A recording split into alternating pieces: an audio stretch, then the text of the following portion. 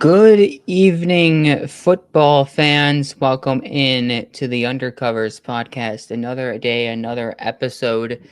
Uh, OTA's in full swing. Mandatory mini camps start next week. We'll see who shows up next week and who gets fined next week. I believe if you don't show up to mandatory mini camps, there is some sort of, I believe, fine if you don't show up to mandatory mini camps. But we'll see. Voluntary activity is voluntary. Just remember that for your own team's sakes.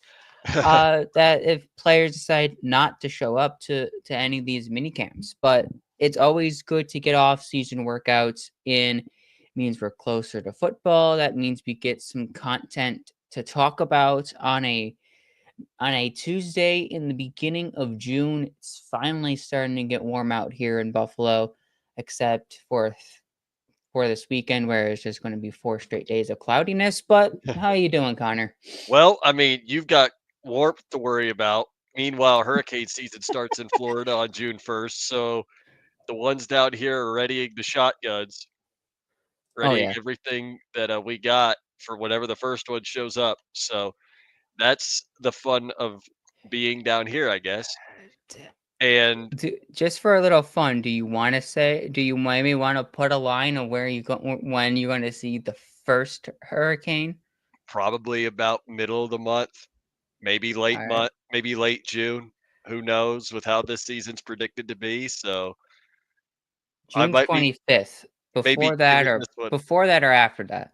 probably a little bit before, if I'm being honest. Okay. Probably gonna be giving the show one day and there's a hurricane outside.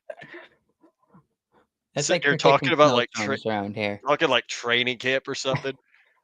Yeah, y'all, I think it's gonna be a great day. Lights go out. Well, dadgummit. All right. Yeah, Well, well, we actually have we'll quite a be bit out to talk at about training camp first. while you'll be bunkering upstairs, avoiding a hurricane. Ha! If I'm not already there, that is. I'm who knows? I might have to evacuate up there if it's bad enough, but Have you we ever do have evacuated for a hurricane? Like in your lifetime, have you not ever I've never evacuated for one? needed to, but I have. I've never, like, been ordered to, if that's what you meant. Oh yeah, okay. I mean that means it's not as bad as it could be. No. I mean you could be living shoreline and you being ordered to evacuate every other fourth week. So Yeah, no, that would not be fun. yeah, no.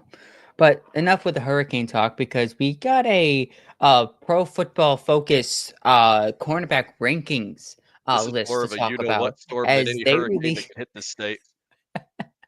as the PFF released their latest quarterback rankings. As I could pull it up right here, as they posted this about, I would say this morning, where Sauce Gardner, Pat Surtain, Trent McDuffie, Jalen Johnson, Derek Stingley Jr. all make the top five, and Christian Benford sitting at number 8. From a Bills perspective, do you think Christian Benford is ranked fairly, or do you think Christian Benford should be ranked higher among the few other people that are listed ahead of him? Those people are DJ Reed at 6, and Marlon Humphrey at 7. Well, first of all, I'm throwing a flag on this post holding on the defense. There's no way he's number 1. There's also no way Mr. I got burnt by Robbie Chosen for 70 odd yards is gonna be number 2 either, but that's just what I'm saying. I actually think it's a little bit fairer of a chance to give it to Trent McDuffie or even I mean, I would definitely say Derek Stingley Jr. has a good shot at being number 1 because I definitely Mhm. well, that's not saying Trent McDuffie shouldn't be. I actually think Trent McDuffie's got a better shot at 1 than both of the 2 above him, Mr. Hold Merchant and Mr. Burnt by Robbie Chosen in a game where they gave up 70. So, but regarding Christian Bedford, yeah, the disrespect has to stop at some point, right? Like what's it going to take? I mean, I would definitely say Christian Bedford is better than the guy above him and the second guy above him for sure. Like DJ Reed is really good though, don't get me wrong, and I think with Mhm. the Lions he's just going to be even better. I think he'll actually be higher on a cornerback ranking list at the end of this coming season after a full one with the Lions. Right. Marlon Humphrey, I mean, he'll be top 10, sure, but he ain't gonna be better than Christian Benford. Like, no way. Like, the disrespect for Christian Benford has got to stop at some point because this is just getting ridiculous. Right. I mean, Christian Benford, honestly, he probably has an argument to be in the top 5. I mean, I would make a strong argument that he should probably be a top. I mean, he to me, he is a should be a. Well, I should stop saying should. He is a top 5 corner in But this we all league. I know mean, this. you look at his stats over the last, like, I don't know, year and a half. He ranks almost either first, second, or maybe in the top 3 in almost every cornerback statistic in the league. And Ray, who is he always in the running with in those statistics, either ahead or under, is Derek Stingley Jr. I mean, those are Mhm. the two guys you hear consistently in the top 3 of, like, every major cornerback statistic. Whether it's a man zone, coverage, any coverage stat you would think about. Christian Benford doesn't really allow many yards against him. He doesn't allow much separation. He's a very locked down corner.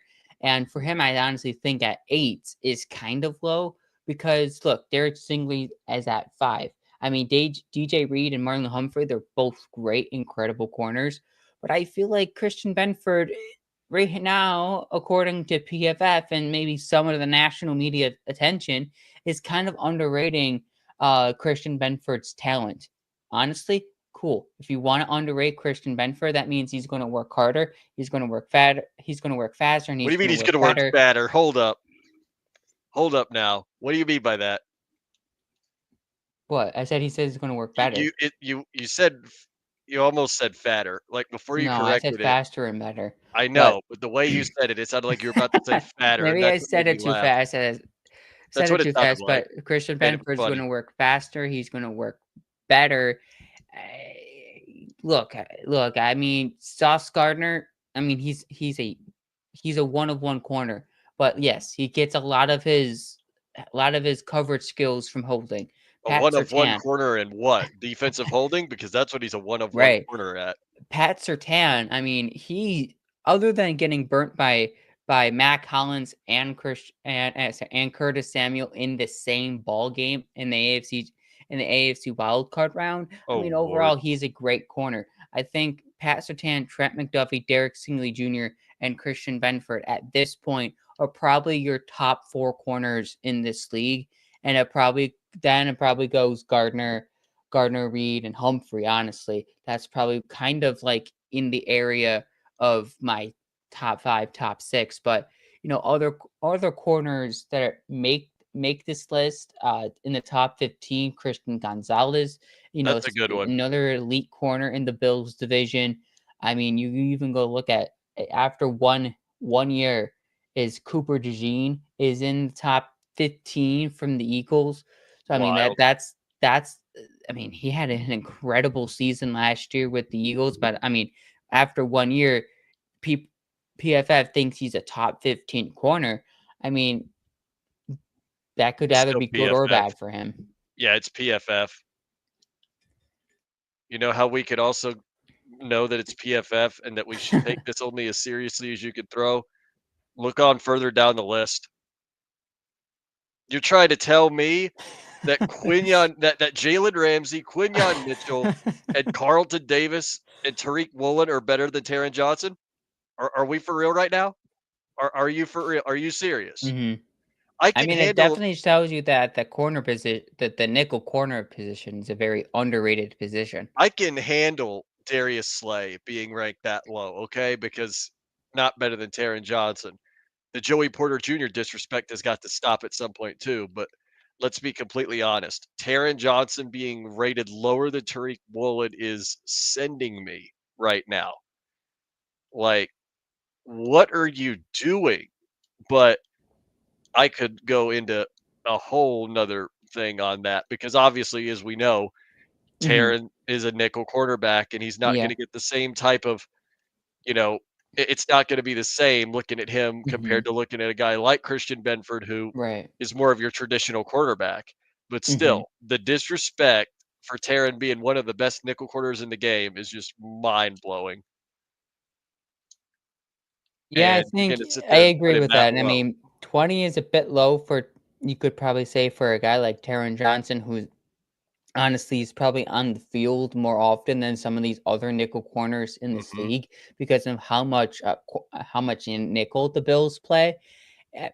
That's just really explains it for yourself. I mean, you look at like Reek Willen. I mean, Reek Willen is ranked 19th, so he's not ranked much higher than Taron Johnson. But I mean, you probably look at both of the team snap counts in nickel. I would assume the Bills would be playing more nickel than the Seattle Seahawks in this scenario. I mean, I personally don't know that based off facts, so don't take my word on that. But I mean that by how much nickel the Bills do play, it feels like Taron Johnson should get some more recognition for the talents that he brings as a nickel corner. Well, I mean, Bills having two corners inside the top 20 in a cornerback rankings shows you how kind of solidified or almost close to solidified their cornerback mhm, room is. You have Taron Johnson at nickel, you have Christian Benford as your one. The only thing the Bills need to figure out is their cornerback two. We'll talk about the battle in a little bit in the cornerback position in a little while, but I feel like that's a good sign if you have two corners inside the top 20. I mean, you look at the Eagles for this case, they have Cooper DeJean and Quinion Mitchell. I mean, both in the top 20, not too mhm. far from each other. So just having that, I mean, as your 1-2 punch in Philadelphia has to feel good. So this makes me feel good as a fan, as a person that loves talking about the Bills and looking at this defense strive. Look, Benford at 8, Taron Johnson at 20, sign me up because not long ago we weren't talking about top 20 Bills defenses. Mhm. Wait, before we move on, do you wanna have a fun laugh? Notice something, Yeah. Paul. Notice Jets have a guy at number 1, Uh-huh. Bills have a guy at number 8, Uh-huh. Pats have the guy at 13, which means look who Uh-huh. has the lowest rated cornerback 1 in the AFC East, and he might not even be there for much longer anyway. Yeah, Jalen One Ramsey at laugh at the 14. Dolphins. Everybody laugh at Yeah. the Dolphins. That is a good Go all the way yeah. down to the bottom of the list too. You wanna see something even funnier? Go all the way down to the bottom of the list. Notice how there's still not another Dolphins cornerback on this list? They have Yeah. 1, and he's not even really questionable. By the way, can we just I'm gonna get it off my chest real quick. Mhm. 26th for Joey Porter Jr. saying he's worse than JC Horn and AJ Terrell, even Garrett Williams. He's gonna prove he's gonna prove PFF wrong as usual. Mhm. He's gonna become really good. I mean, JC Horn had an incredible year last year, don't get He me did. wrong. He really did. But Joey Porter Jr. 's still better. The Yins are talking, yeah. I mean, that's What? good. I'm Defend gonna your go get that players one. I as will. you should. You should defend your players at Yeah, all why else do you costs. why else do you think I'm defending Taron Johnson like that? I mean, he is hung right beside your right-hand side there, so Yep, right next to the, Kyle Larson shirt and the Keon Coleman jersey behind me. yep, right behind your head. Speaking of Alright, Keon let's get into Coleman, Bills OTAs. that's what Uh, we gotta talk about. eventful an eventful day at One Bills Drive as Joe Brady and Bobby Babbage both hit the podium today. We're gonna kind of talk a little bit about what they said in their pressers today and kind of like the topics that come around some of their pressures, including an interesting topic. It's been a topic that's been on my brain for the last few times this has been brought up. Is the Everyone Eats mantra is heading into its second full season.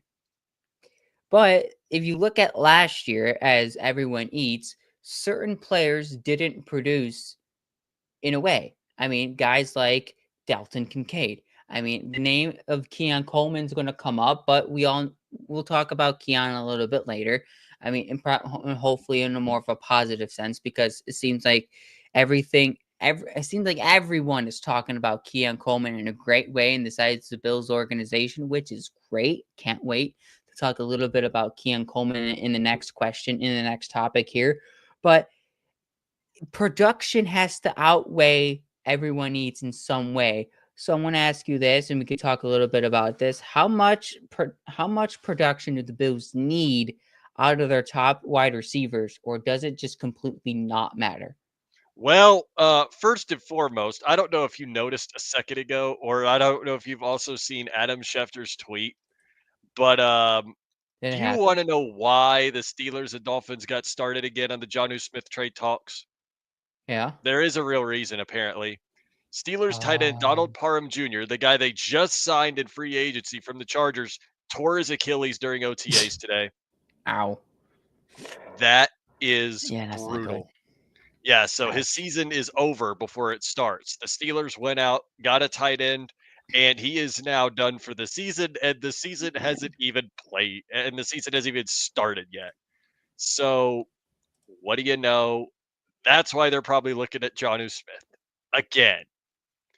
So, back to your question, because now man, I don't even know at this point. But no, what you were saying ago earlier was production at some point does have to outweigh this because even with everybody eating, quote unquote, somebody's still got to eat more than most.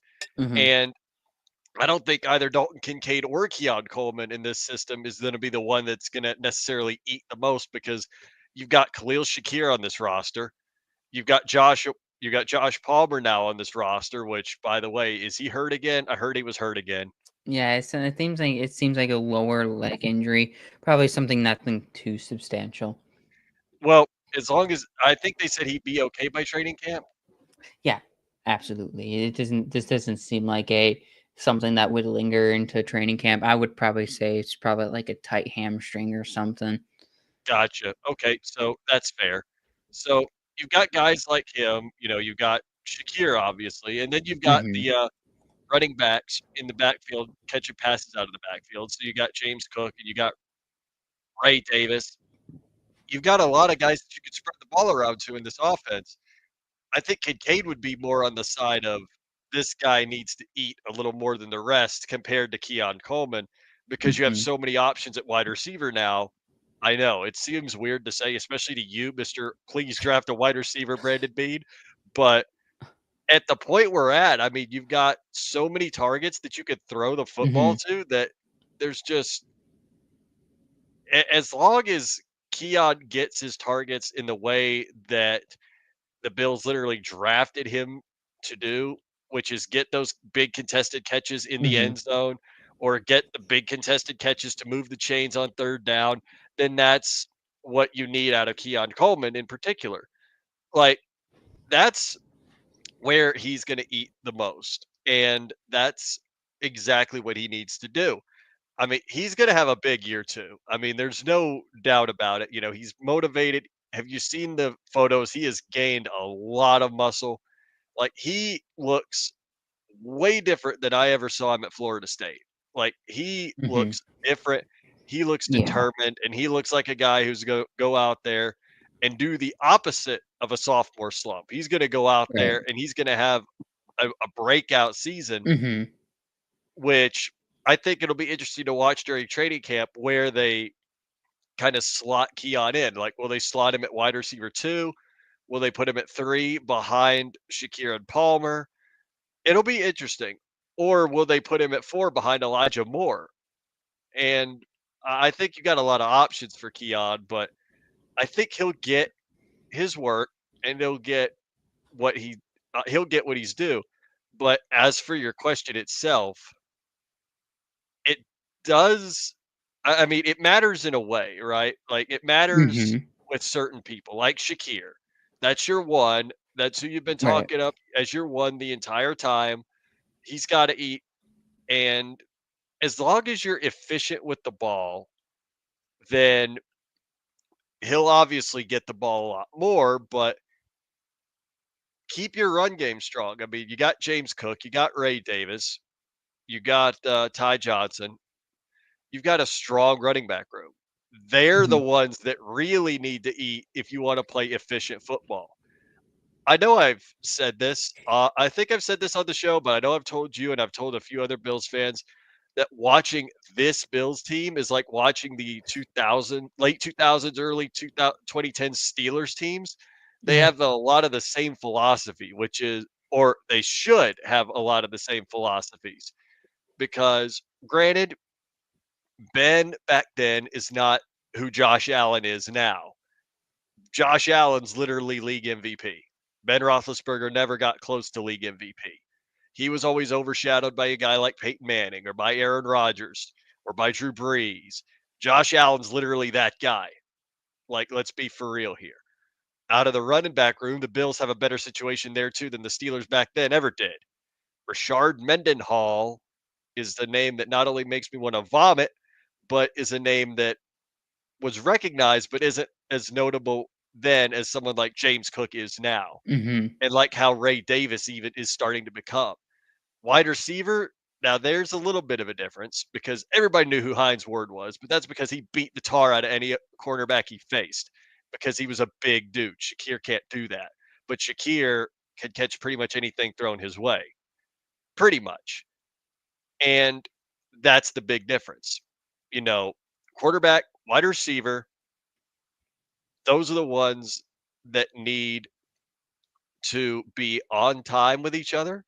But when you think about it, the Steelers won those games back then. Well, for one, because they never had to face their boogeyman in the Patriots. The Bills will probably win one if they don't have to face the Chiefs in the playoffs. But as it comes down to it, keep the running game dominant because you got a better one than the team you're trying not to emulate, but you're emulating without really doing it. You have a better Mhm. running game than they ever did. You have arguably a better wide receiver room all the way down the list than the Steelers ever did back then. They had Ward, they had Holmes. They didn't get rookie AB until much, much later. This team can eat, keep the run game dominant, and for God's sakes, don't be afraid to let Josh Allen use them legs. Yeah. Period. Like you can't limit him on his running because that's part of what makes him a great quarterback.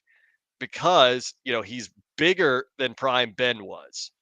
Prime Ben had an accurate arm though, way more accurate than Josh Allen, but he didn't have legs. Josh Allen has legs, and that's arguably much, much better in this day and age. Like you've seen how Allen looks, you've seen how Lamar Jackson looks, you've seen how even a guy like Kyler Murray looks. A mobile quarterback in this day is the best quarterback. It's not like the old days when I was originally watching football where the pocket passer was the elite quarterback. Mhm.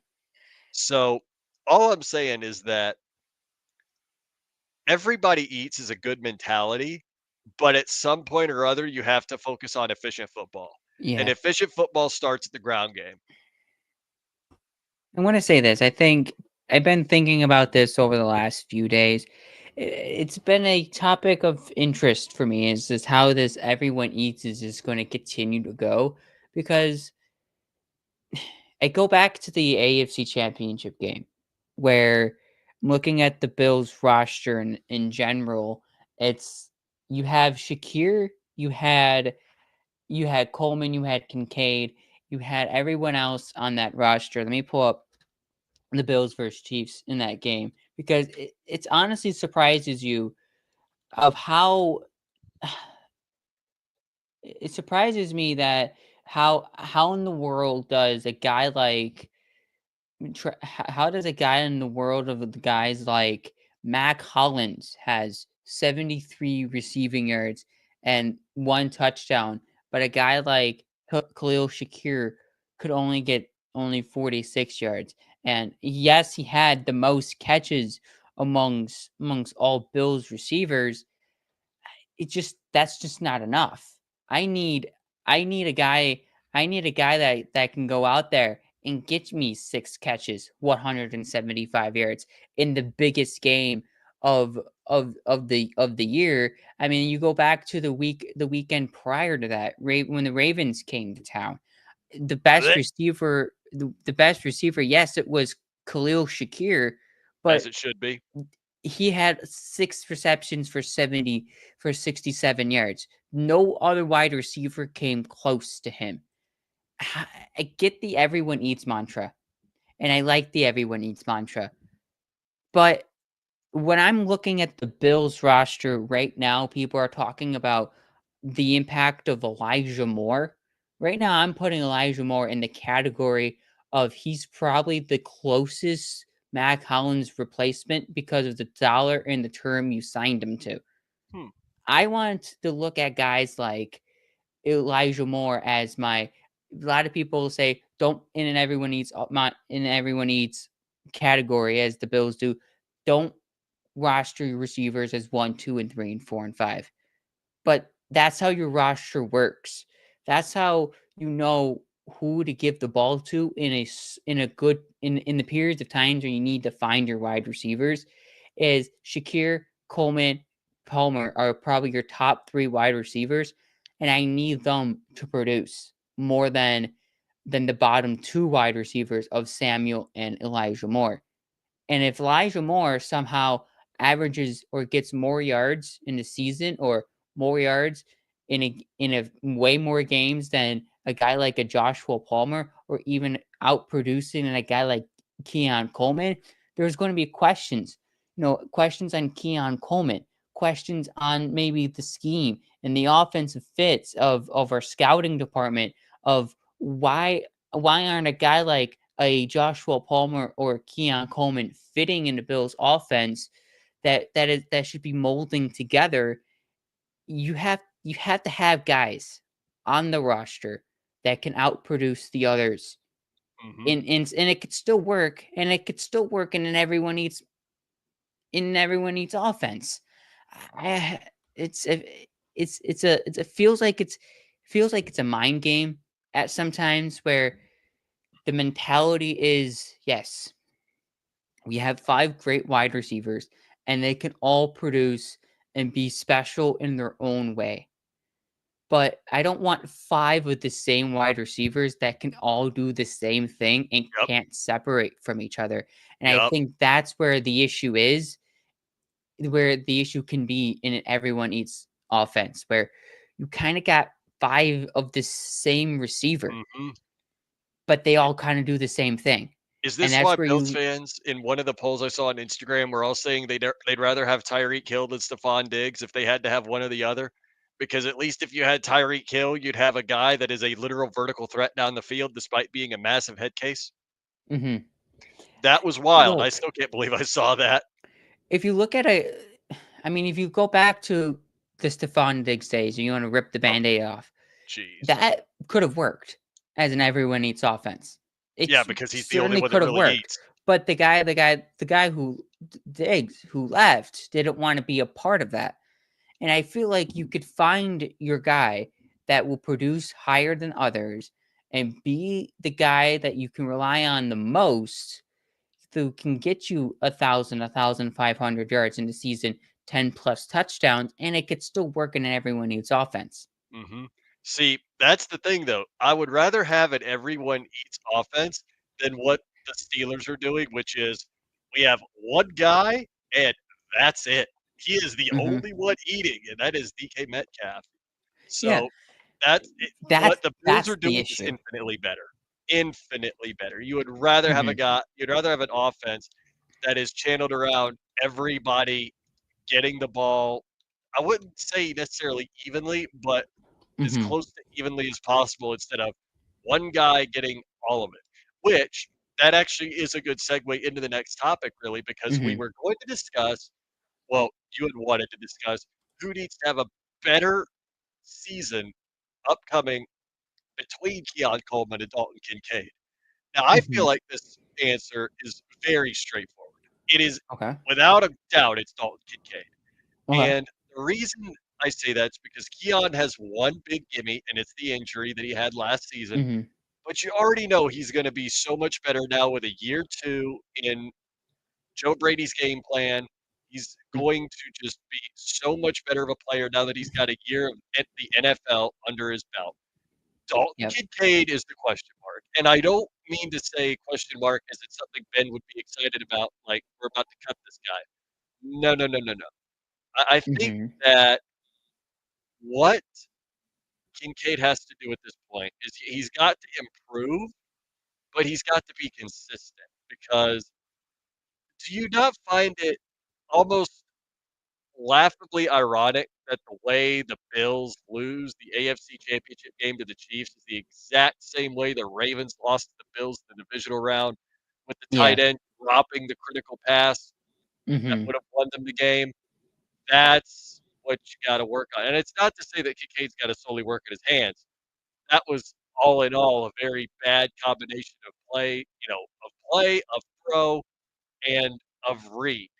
Like, if Josh stays on that read, we've talked about this forever.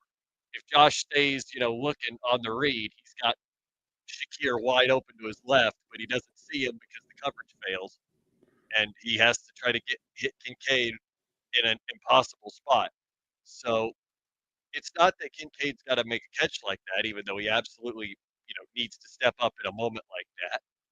You can't go put it all on Kincaid, but he's still got a lot to work on. Like, this is the guy that's got to have a big season because then you're going to be like, what are we doing at tight end again? I mean, should the Yinzer talk about tight end when the Yinzer's team is looking at Jonnu Smith? No, but I am, and I'm going to keep talking about it because it's plainly obvious. The Mhm. Bills have to hope Kincaid has a great year next year, and I personally think he will. I think that Kincaid is a really, really good Yeah. tight end. I think he gets a lot of undeserved flack for what happened in the playoffs. Sure, I think, part of me says he should have still caught that ball, but there, there's another part of me that says there's never There are been a catch things that that ball. go into That a was an a uncatchable catch like that. ball, I mean, and he yes, it was a well thrown ball. Just look. it I was mean, well thrown, but it was it was never well supposed to thrown, be but like thrown the to Kincaid in the hips and first like place. trying to backtrack in a weird position. There's things that go into that catch where you say, yeah, he should have caught it, but like you're also saying, you mean because you drafted him at, the expectation is for him to catch that pass because he got himself in a decent enough position, bounced off his hands. But honestly, the quick turnaround, the quick turns of the hips, things that go into stuff like that, you know, gives him an okay break.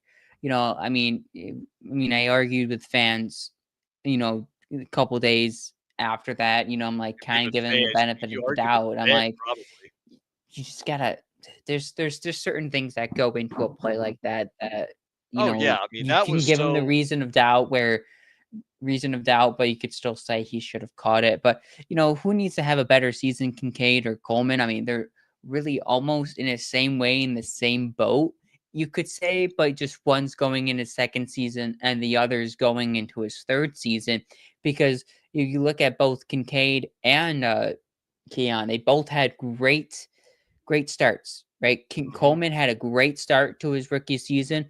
Dalton Kincaid had an amazing rookie season. I mean, mhm. we were right after his rookie season, we were hoping that he can step up to be a Sam Laporta of the Bills. Just imagine the Bills having a guy like Kincaid that could develop into a Didn't Sam hold Laporta on, and how hold on, much that could help the Bills ho offense. hold on.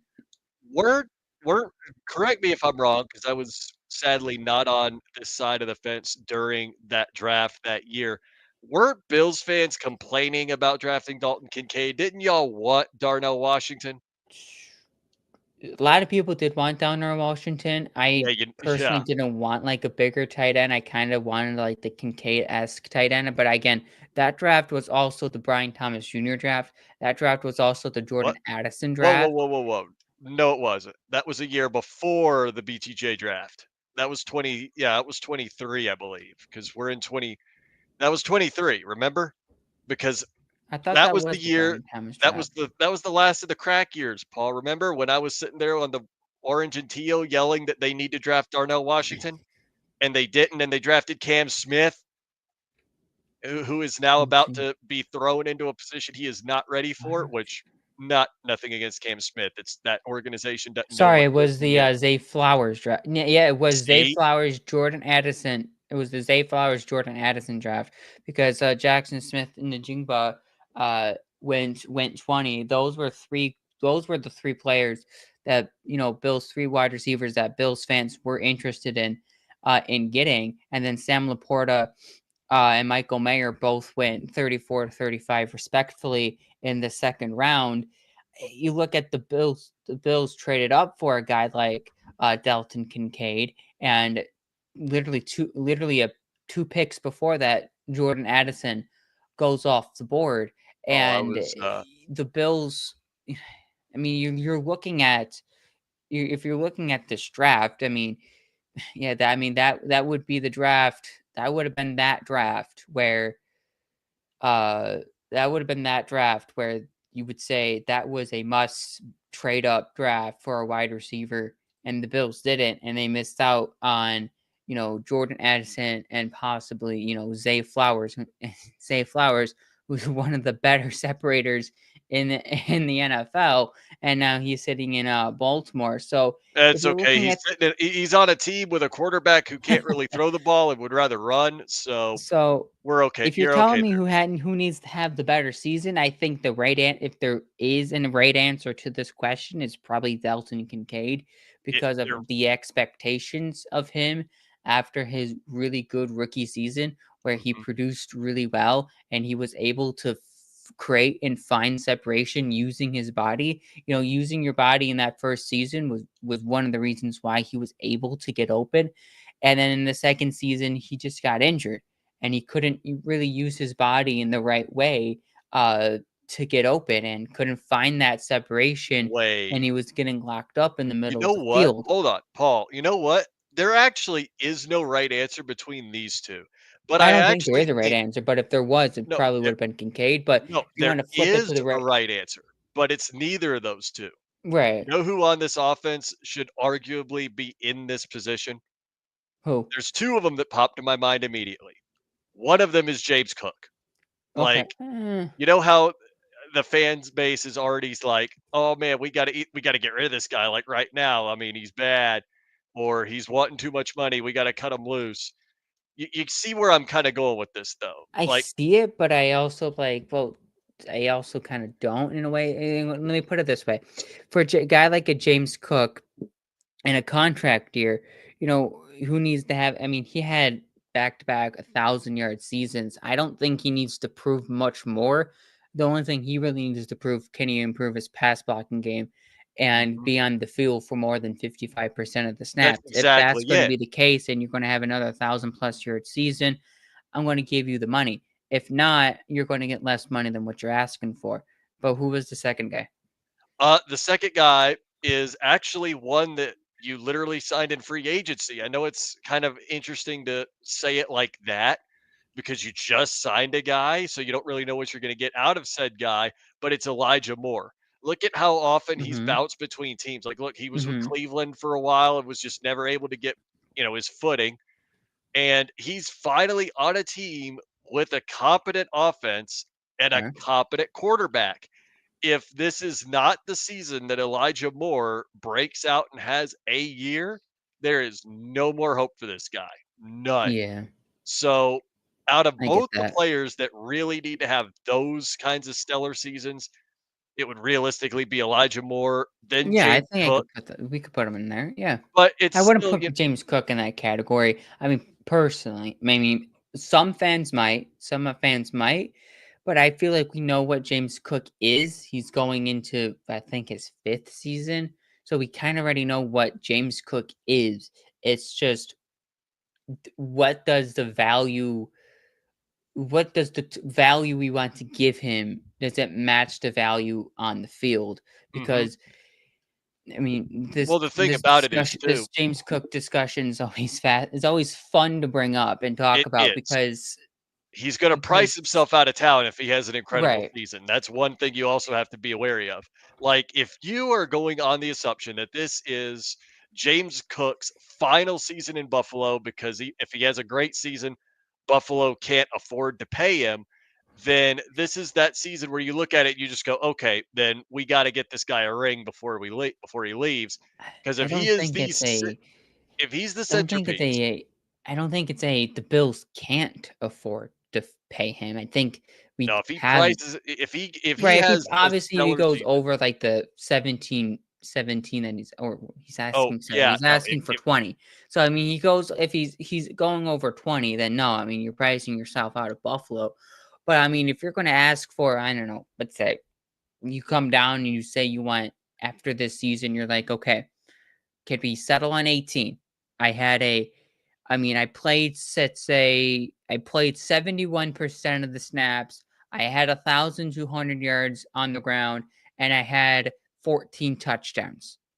Yes, I think I give you 17 or 18 that you're asking for. I think we could settle there. But say you had 68% of the snaps and you had 1,000, say, a thousand, just 1,000 the nose, and then 15 touchdowns. I mean, yeah, 15 touchdowns, still a lot of touchdowns, mhm. but you're also playing less percent of the snaps. Oh, yeah, no, Then, then you're not coming no, back. you're not getting If he you're wants more not money, getting the then you're money not you're coming back. asking for. No way. Exactly. The point is James Cook has to have a fantastic season if he's going to even see, that's actually a double-edged sword. If he has a Hmm. fantastic season, like a really, really fantastic season, and he improves in the areas that the Bills need him to improve, Hmm. then yeah, he probably did price himself out of Buffalo on his own accord. But if Right. he doesn't have a good season, then you can either re-sign him for next to nothing, or at Hmm. that point you get rid of him because you literally just can't do it anymore. You can't put up with him because Ty Johnson and Ray Davis are both better at their role than you. Right. So True. this is the one year that if anybody's got something to prove, it's James Cook. Go out there and either prove you're worthy of another contract, or go out there and prove that you aren't. It's as simple as that. It's basically the Hmm. Le'Veon Bell situation, except James Cook is like a third of the diva that Bell was, because Bell literally priced himself. Not only did he basically price himself out of a role in Pittsburgh, but he made himself such a head case that not even the Jets wanted to pay him exactly what he Yeah. wanted, and it didn't work out. It never works out for running backs like that. The Right. exception is Saquon, and that's because Saquon Barkley went to a freaking powerhouse team from Hmm. garbage. But we have a lot more to go on, and I will get long-winded We easily have talking some about this. defensive topics to talk about, as well as Yep, Bobby it's my Babbitt also wheelhouse. hit the podium today, and he had some he had some interesting things to say about Bills' fifth round pick Jordan Hancock, saying he's a very versatile player, and the Bills have a plan for the versatile cornerback, uh, in the Bills' defense. This is interesting because Jordan Hancock can play safety, but Jordan Hancock was can also play a specific role called nickel cornerback. And e- look, this is not a discussion about is Jordan Hancock going to take Johnson's role. The answer to that question is no. But what kind of role do you think best fits Jordan Hancock as we start to develop him? Is he the guy that you kind of want to see the Bills start developing? So when let's say Taron Johnson starts to get a little bit older, it's an easier transition to slide him into the nickel cornerback role, for Taron Johnson. Well, I mean, yeah, but it's kind of tricky, if I'm being completely honest, because if you got a guy that can play that many positions, you have to make sure that he's comfortable in the position Hmm. that he wants to play. You cannot do what the poverty franchise down south did with Minka Fitzpatrick and yank him all over the field to fit your own scheme when he literally didn't want to play those roles, Hmm. which resulted in him becoming an all pro with the Yinzers. That's the point that you have to make with a guy that's that versatile. Alright, I'm gonna bring this point up really quick, Put him where he's comfortable. before we continue, I just brought up, Taron Johnson's contract. He's entering his age 29 season. He's currently on a $8 million cap hit. Next season, for 2026, he has it out because he's gonna be he has a potential out after for the 2026 season, and he's going to be making about $11 million in his age 30 season, and he's going to be making $12 million in his age 31 season in 2027. So, I mean, it just goes back to the last topic we were talking about.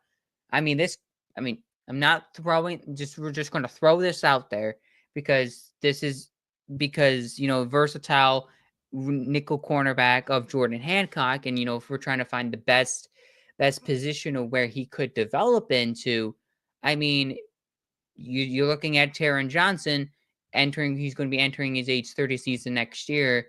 I mean, this could potentially be a maybe a prove it ish type year because he's going to be turning 30, and you have a younger nickel corner that you could develop into. But For a continue guy on like with your Taron point, but kind Johnson, of keep that in your back of your brain. But no, I'm just completely just spieling you for are. no reason. I wouldn't say for no reason, but you are. Like, Taron Johnson is elite at his game, and Hmm. there's And I'm not unless saying Jordan that we're Hancock running him out of town with Jordan uh, Hancock in any way. I'm just kind of oh, thinking about yeah, this. run him down south. The Yinzers would love to have him, even though the Yinzers don't run nickel cornerbacks. They would still probably find a way to put him into that defense. Mike Tomlin is a genius. He would probably make it work with him, Darius Slay, and Joey Porter Jr. Hmm. I will start salivating if I think about it, so I don't want to. But the idea is if Jordan Hancock is that good at nickel cornerback, then you have it out if Taron Johnson gets hurt. That's what you want because we did see where Taron Johnson got hurt a little bit last season, and that's also the mark of a cornerback that is an impact to his team. If they're hurt and the defense all of a sudden takes a nosedive, you know you got an elite talent on your hand because if they can't stay afloat without him, that's kind of a problem. That's how it is with Christian Benford too. You saw the Bills defense just kind of craters when he's not on the field, or at least the secondary kind of craters. So you got to hope that Jordan Hancock is going to be that kind of guy that if he does play nickel quarterback, could be somebody not to take over Taron Johnson because Taron Johnson's got a lot of years left, Yeah, he but has 3 more years left, and I don't expect the Bills to take his out after this season. It's just something that I noticed in his contract, and, as his age gets older, his terms in dollars get more. So that's just something I noticed, but to your point, I don't think Taron Johnson's gonna get ran out of town from Jordan Hancock. I feel like I mean, we literally just started the show with a cornerback ranking, and Taron Johnson was ranked 20th. I mean, he would have to have a substantial downfall this season for the Bills to potentially mhm, think about something like that. But Jordan Hancock can also play safety. The Bills still kind of have a little bit of questions at safety. Does he maybe fit better at safety? And maybe, look, Taylor Rapp had a okay season last year. I mean, Bobby Babbage said he had a great year last year, and Cole Bishop is starting to take strides. Maybe safety is where the Bills would want him, that's a and I good feel like segue. this is a cool spot for Jordan Hancock in a way where Mhm, you kind of are good at two positions on defense. You just got to figure out which one you want to play and which one you want to excel at. And I feel mhm, like with Taron Johnson and the contract that he has, and I feel like and the talent of Taron Johnson, I feel like that's a great mentor to have as a young mhm. nickel corner. You might not see the field often. I mean, because Taron Johnson is going to be taking that spot and he's going to be playing it really well. But that's a great guy to learn and watch from and take notes on and be the next Taron Johnson for the Buffalo Bills. And I feel like in a few years that could be Jordan Hancock. But maybe in a few years he's starting safety next to Cole Bishop. I mean, which one do you kind of feel that you feel like the Bills are going to try to mold him into? The next corner, or do you feel like Who he's a knows? guy that the Bills kind of want some more security at safety? I would say with how you're looking right now, I'd want the security and safety, but that's really up to the team, and that'll be something they look at all through training camp. Well, Hmm. mandatory mini camp into training camp. But that is actually quite the segue into the next topic, which is Yeah. literally what is your concern going into the going into mandatory minicamp and training camp, safety or quarterback two?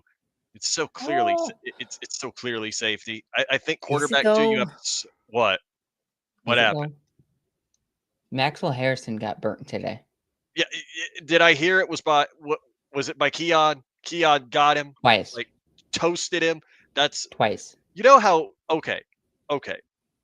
You can feel both good and bad about this. Yeah, I Feel mean, good that Keon did absolutely. it. I feel Feel great good for that Keon Keon just Coleman, but I toasted feel somebody. really, really.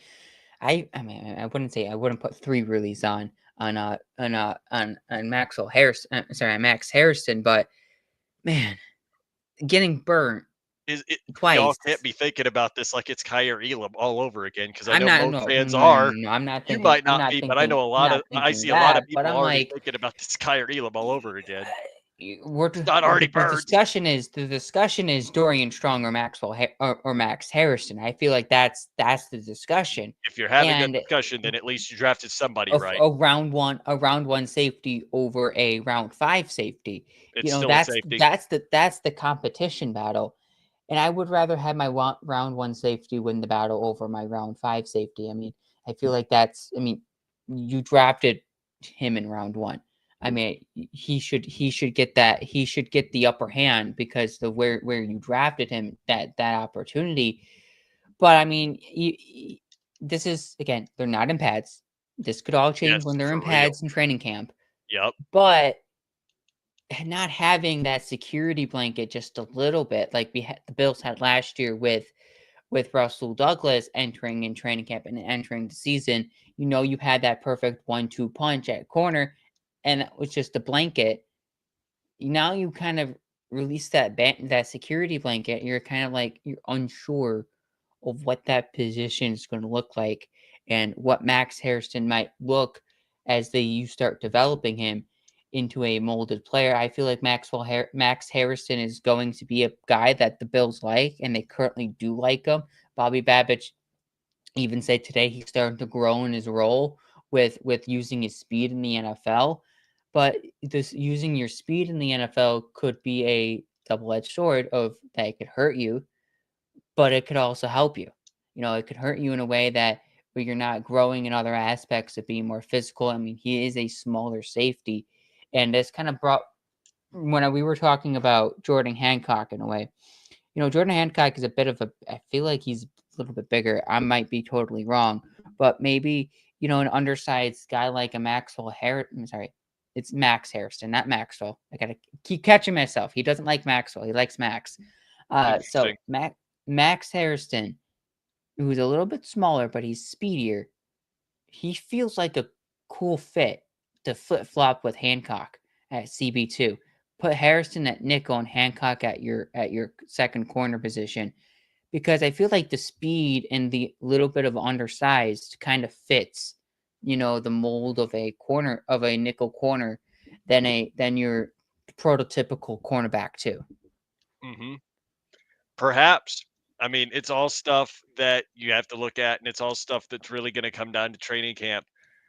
With how well one or the other does at a certain position is really where you're gonna have to think about putting them, because you may wind up having a player like that level of good, and you just really don't know until training camp, because once you get to training camp, then you've got the pads on, then you see what they're really made of.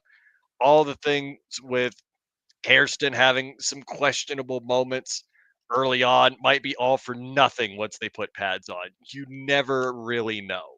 And that's why you can't really panic right now.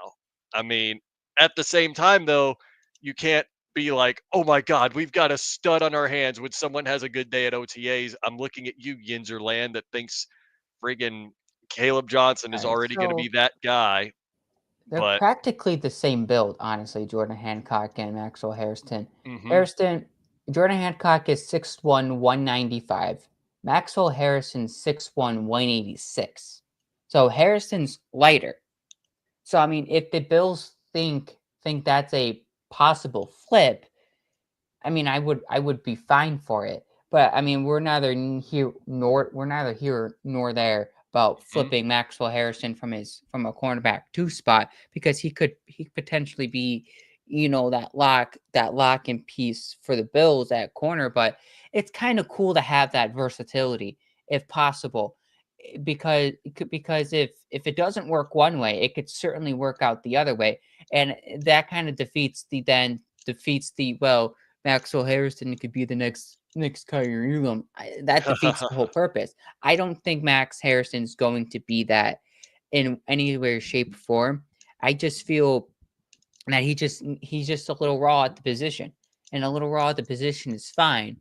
But It's not a bad thing, exactly. I would like that cornerback to kind of like solidified, and I know what I'm going to get, and I feel like that's kind of my concern. It's kind of more cornerback too, but you know, let's get your last word on why you think safety is a little bit more of a concern than cornerback too.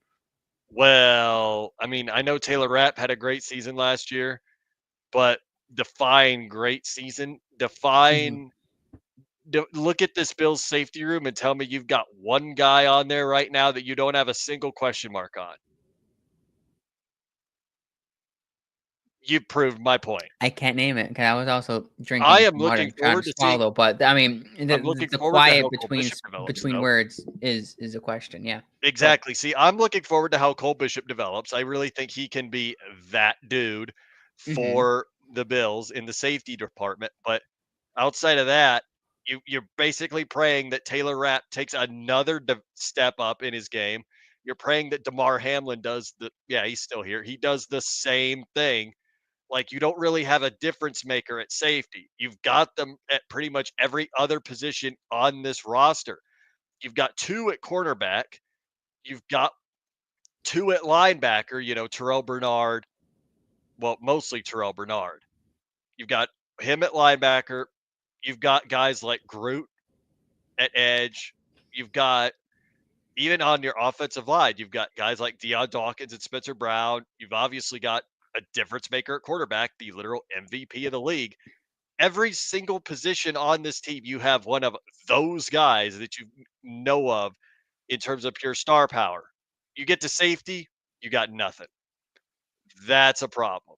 You've got to have a good safety somewhere in your lineup because whether it's your free safety, whether it's your strong safety, you got to have a good safety somewhere. And the hmm Bills just kind of have a okay one in Taylor Rapp, yeah, but I get that. Cole Bishop is going to hopefully take another step and be Please. him. That's hmm really what I'm hoping happens because I think it can happen. So that's what I'm looking forward to because quarterback two is going to be pretty much anybody's guess as to what happens Yeah. between Hairston or, I mean, even Dorian Strong. You've got hmm an option there that's going to be good either way. You only hope, but there's a lot higher of a chance that you're going to have a guy that's really good right there versus not. And you never really know. But I'm much more looking forward to seeing how cornerback two improves compared to how the safety position overall goes. So that's my last take on that hmm because that's And I pretty get much that. the last take that we have Yeah, time for, I you're believe. right. Yeah, that's. I mean, we're right up against the hour mark here, but I get that. I think that safety was a concern entering training camp last year, and it's kind of a question entering this season.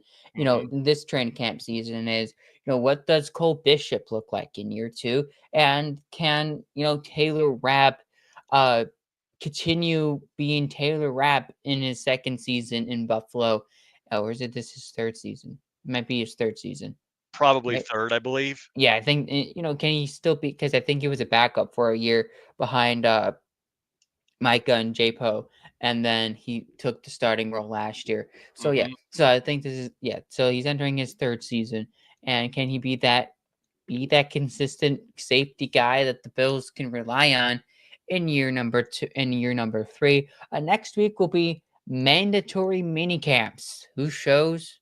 Does the biggest question would be, does James Cook show up to mandatory minicamp? Because that's going to be the biggest story if he doesn't show up to mandatory minicamp. Oh, We'll yeah. have that covered for you.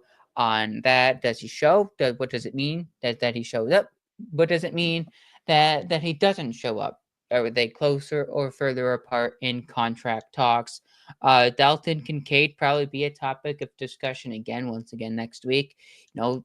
Does he get bigger, stronger? How does he look like? Because obviously, mandatory OTAs are voluntary. They're not doing a lot in Mhm. OTAs. They're kind of just doing some conditioning and some drills.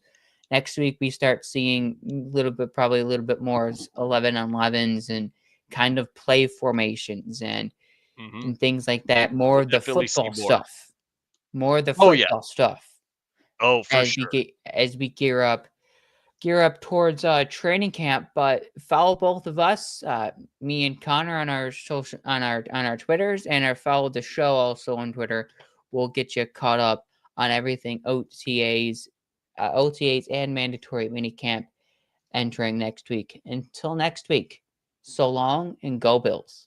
Go Bills.